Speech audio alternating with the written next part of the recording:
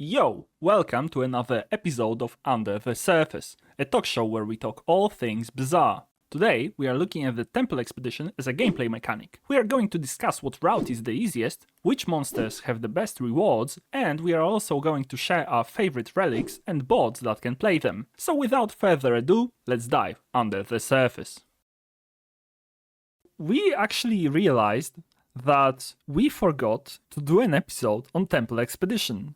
It was the most important part of the last season, and we never actually talked about that at length. And we thought to ourselves, this is the moment to do so. I think we've all experienced the Temple Expedition at least once, and at first, I must admit, I wasn't doing that hot in terms of, winning the Temple Expedition. I think the first ever time I got to Temple Expedition, I think I chose the Obsidian enchantment, got rolled by the first ever trap. That was my experience with Temple Expedition. Right now, it's very rare for me to lose the Temple Expedition. I think we all, as a community, established how to do it. At least I expect so. You need a ticket. You need to live until day 9, and then you can substitute your day 9 for a Temple Expedition. At first, you need to choose your type of the expedition. We have fiery, poisonous, and obsidian. They have their own names, but that's the main gist of it. Blake, tell me, which enchantment do you think is the easiest and which one is the hardest? And which one do you choose the most often? Oh God, put me on the spot here. Yep. I haven't been to the Temple Expedition a whole lot. I base it around my build normally, so I'm not entirely sure. Wait, really? But, yeah, what do you mean? In my opinion, there's one clear choice in regards to which one's the easiest. Poison. Yeah. Yeah, I think it is easier, but I don't know. Like I fought them all. I'm pretty sure, and I tried them all at least once, but I would say that fiery is the strongest because it ticks the most often, and its damage output is the most frequent, and obsidian is just a lot of damage, but the timing of that damage isn't really increased. So if you have fast enough build, it doesn't really matter. But poison is the slowest because it first needs to deal you damage, and then poison needs to tick after a second. So I choose poison almost always, and then obsidian if I want to be fancy and I want to feel some adrenaline, But fiery is, in my opinion, not worth it because to go there for fiery, you probably need some heavy healing in your build. Yeah. So then what do you choose after normally? I go for poison most of the time. And then we have 3 traps. We have a blowgun, we have caltrops, and then we have boulder. I would say that from easiest to hardest would be boulder, blowgun, and then caltrops. Would you agree with me? Probably. I just totally avoid caltrops. So. Yeah, it's not easy to win against caltrops, especially as they are enchanted. And fiery is almost impossible to beat. Yeah, obsidian is also fairly strong because they are, doing double damage. And poison, it's easier than fiery, but at the same time, most of the builds want to activate as fast and as often, right? That's 90% of the builds. Therefore, you don't want to go to caltrops. However, if you have a one-shot build, then it doesn't matter which trap you go to, right? Because your one-shot build is supposed to one-shot your opponent. But I fought the other two, and usually I think boulder is the one I probably fought the most, just because I think I can kill him before the boulder goes off. So yeah, the only problematic part of the boulder trap is the tripwire. It's not impossible because it's only 1 second per activation of your item, and your item just activated. So tripwire is like soft bonk because it adds 1 second to your item's cooldown, but it's only after activation and not before. And as those boulders are 20-second cooldown, usually you can squeeze a win before they go off. And if you have at all CC in your build then it's almost guaranteed. Blowgun is somewhere in the middle because after 8 or 9 seconds, those blowguns, well, go off and they damage you, poison you, and then depending on what you chose in terms of the enchantment, they can either poison you more, they can damage you more and poison you more, or damage, poison, and burn you. And there are like 8 of them on that board, so those damage over time effects can add up quickly. If you are not sure about the acceleration of your build, I would avoid the 2 leftmost options and just hope that boulder doesn't squash you, which rarely happens. Agreed. Yeah, like those traps are enemies to some degree, but they don't give you experience actually. I don't think they even give you gold. Scammed. Yeah, they don't give you any gold and they don't give you any experience. But at the same time, it is our 1 or 2 actually. So I understand that not giving a player even more gold and more XP is reasonable. But at the same time, it feels strange to fight something and not get any like experience or gold for that. And also like you are not getting rewards from those traps, like you are just getting this vault. I don't know, like what do you think about this vault in terms of the rewards? Did you get anything like really cool there ever? I don't even know what it all can be because I feel like whenever is this first vault the vault that gives you just a bunch of like loot items? Yeah, usually like 5 random tier loot items. However, it's not always the case because I've seen on Reddit screenshots where people got items from that, and once it was like diamond shipwreck and the other time the guy got, I think, diamond drum, the Pygmalion drum, Jabalian drum, excuse me. Every time I've went there I've gotten like 5 loot items, which is, I mean, it's good. Like, it's fine. It's pretty decent, but I just assumed you could only get loot items. Apparently not. Apparently you can get actual items. I mean, loot items are also decent, right? But it usually depends on your luck and what you get, because sometimes you can get like feathers or insect wings, perhaps even an upgrade hammer. But in my experience, at least 2 of those end up gold items, like a gold bar, jewels, this new encrusted egg or whatever it's called. Depending on your build, getting like poison or burn might also end up being a gold item, right? I feel a type of way about this whole, I don't know what you call it, the expedition, the temple expedition, because not that it isn't worth it. Like, there's definitely a time and a place for it and all that stuff, but whatever it initially was revealed, I expected more. I expected it to be almost like you're going to want to try for it every single time and just like, you want to go there. That's going to complete your build. And it's not really like that. And I'm glad it's not. But I have always been underwhelmed with just getting loot items right there. So I would probably, like, I've sold tickets before because I'm like, I just need the cash to get this important item and stuff. But if I knew I could get like crazy items, or who knows what you can get, if you can get other items and stuff, maybe that there's really high rolls you can get there. So it might just be worth it to try to get in there. And like, I don't know, maybe you can get like enchanted stuff, or who knows, I mean, usually it's worth to go to the expedition, especially if you have at least half decent board, because you can usually earn a lot of money there. The vault usually gives you about 20 to 30 gold, and then you get a relic later on, which also... That's a lot of money. Yeah, at least 50. If nothing else, then going for that relic and, let's say, an enchantment for it is, in my opinion, completely fair and enough, as a reward. Obviously, you spend whole day to get to that relic, but at the same time, like, enchantments aren't dime a dozen, right? I've definitely seen boards I've played against where maybe people know everything you can get there, but like off the top of their head. But like I've seen boards where you may not think a relic is going to be relevant, and then you're like, oh crap, this relic changes my whole board, or something. So yeah,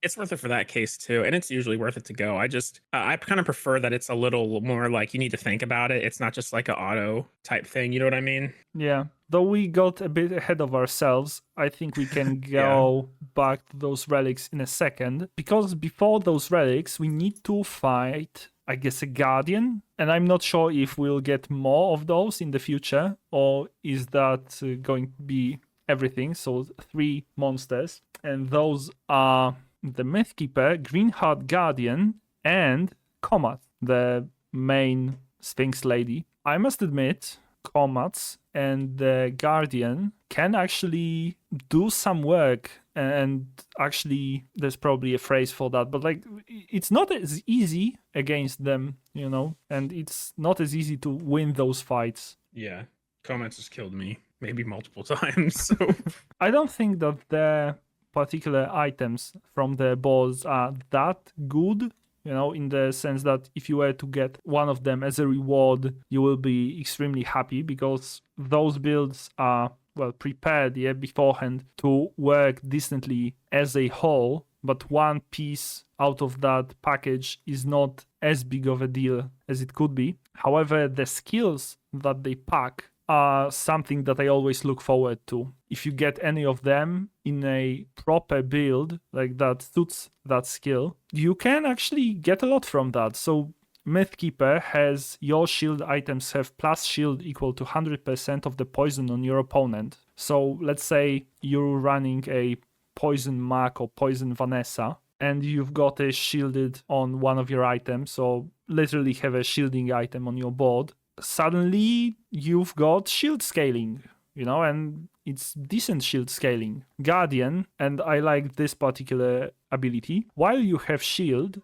your weapons have their cooldowns reduced by 20%. 20% is nothing to scoff at, and getting a shield, even if you have no shield generation, isn't that hard, because you can simply go for the relax option, and then you have at least some shield at the start of the fight. So in that case, your weapons go off sooner. And then Comats has, when your enemy uses a weapon, charge a relic 1 second, which is, well, busted, especially since you are about to get a relic that's probably pretty good. it's like Shield Bash, but for relics. Like old Shield, like back in the day when, yeah. I feel like when I'm here, I mean, I just said I died at Chromax multiple times because I overestimate my strength, but yeah, it's better, I think, to be focused on getting through the temple at this point and not getting greedy. You know what I mean? Yeah, I usually choose Mythkeeper because of that. Like he's not useless, right? He still can do some damage, but it's not as scaly and it's not as fast. He mostly poisons, but he needs to go through a couple of rounds of cooldowns to actually start doing some serious damage, but usually you can get him down to 0 before that happens. Yeah, and you've already fought a trap too, so you're probably capable of taking him down at this point.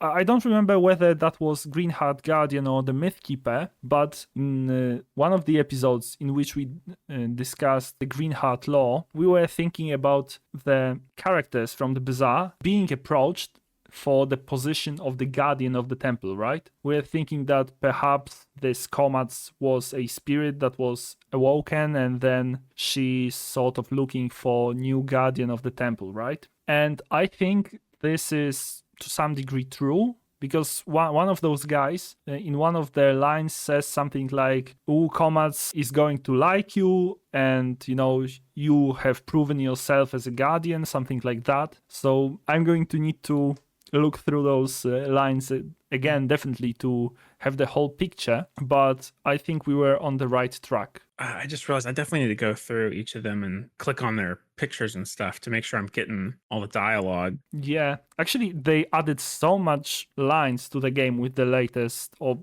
perhaps the previous update. Like, I'm going through events that I ran through countless times so far, and they never spoken to me anything, and now they have law, just sitting there. I think it's time to compile some list and dig deeper. Maybe dive under the surface, as they say. Yeah, perhaps. Yeah, that should definitely be a future episode, because there's so much dialogue to unpack now. Yeah, I need to go through the Temple Expedition a few more times and really look at everything and soak it in. I was kind of underwhelmed with this expansion, but just it turned out a little differently than I expected, because I'm used to, like, they implement, like a pig expansion or something, and then those cards are busted and everybody plays those cards, so I sort of anticipated it would be like this with Temple Expedition, and it's just a whole different experience, which is nice. But yeah. Okay, yeah, so we arrived at the relic topic once again. And I think that in a proper build, like in a perfect environment, those relics are actually busted. I mean, at the worst, you are getting 50 golden enchantment, which is already pretty cool. Once I was at the situation where I had like this sort of freeze-based build, but in the sense that it cared about freeze activations, but I wasn't like perma-freezing my opponent.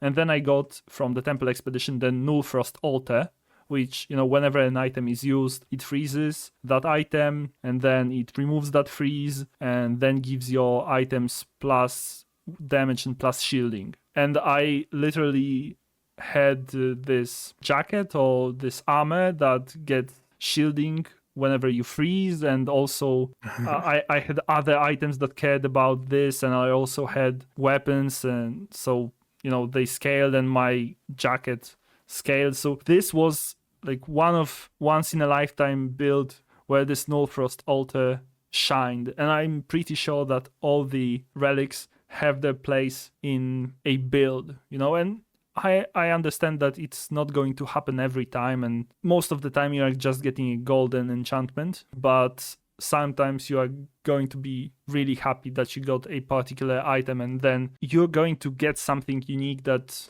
is going to be joy just to, see running and going off and doing stuff. I'm sure if anybody listening to this has played enough where you've come across somebody who got one of these relics, and it's just devastation. So it's fun to see them too. I don't know, like they're all really cool. You're on day 9 and they're pretty situational. So like you kind of have to be ready to insert the right one, Yeah, in my opinion, you need to be lucky to be offered a relic that fits your build that you have already, because like pivoting just for the sake of the relic rarely pays off, right? Because you're usually like set up at that point. I was gonna say I've definitely pivoted multiple times just for the sake of the relic, because it's too cool. Guys, don't do it. You want to do it, you're not gonna get another win. But we both know what a gambler you are. But yeah, like, is it Spirit Diffuser? I think it's Spirit Diffuser. Let me check. Yeah, exactly. So Spirit Diffuser says at the start of each fight, enchant one non-enchanted item on each player's board for the fight. When an enemy uses an enchanted item, charge one enchanted item, 2 seconds. Once, I encountered a Pygmalion who had Pawn Shop, Spirit Diffuser, Belt, and Regal Blade, I think it's called. The one that gets more and more damage based on however many items you sold, right? Yeah. Those were 10 slots filled with only one active item on the board. So this Regal Blade got charged 2 seconds every time I used one of my items, and like half of my board was enchanted. So like this Regal Blade was and it was deleted. Your like high rolls benefited that guy. Yeah, but like I was so amazed that this guy assembled this type of board. I'm not sure what he was rolling before he got the Spirit Diffuser. Without it, that board was completely useless. It wouldn't work at all. But because he managed to fill his board with items that were, giving him survivability to highest degree, because like Pawn Shop and Belt like give you at least 50,000 health. And then it was like 4,000 or 5,000 damage Regal Blade. And then also Spirit Diffuser to just charge it 2 seconds every time I use an item. Like, what the hell? That's one of those fights where you like... I'm not even mad, like, that's amazing.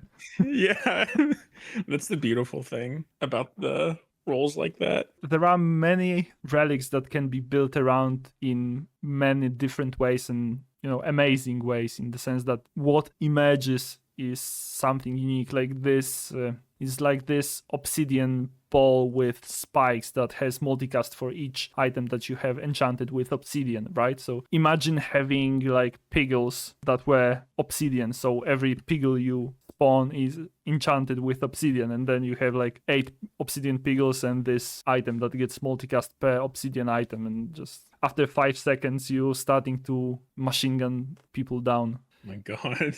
One other thing I wanted to mention here with, because this is a relic based, event. So it's just going to be better like to go there with Mac versus another hero because Mac has, plays heavily into the relics, right? You know what I'm saying? Like it's definitely favorable to a different person sort of, but I think as we get more expansions with other heroes and stuff, they'll probably lean more into relics. Like they changed a bunch of Vanessa items, for example, into relics, although she doesn't really have relic builds. Yeah, and So also there's this new dinosaur guy that sells relics from any hero, right? So oh yeah. there are some avenues for relic builds for each hero. Yeah, I guess many of the legendary relics care about things that Mac does best. So I guess that's it for today. Thank you for watching. We have a bit of an announcement. We are taking a small vacation break in the next week, right? Something like that. So there won't be any episode on Thursday of the 24th. So we will be back on Monday of the 28th. But for now, thank you for watching. How about you tell us what were your most like outlandish builds based on the legendary relics? Like I told you my experience, and I'm still, chasing that high. So I'm pretty, sure you have some cool stories to tell as well. So yeah, comment. You may also like, you may also subscribe, all that YouTube jazz. And I guess we'll see you when we'll see you. Yeah? Yep. Yeah. Okay. So bye. See ya.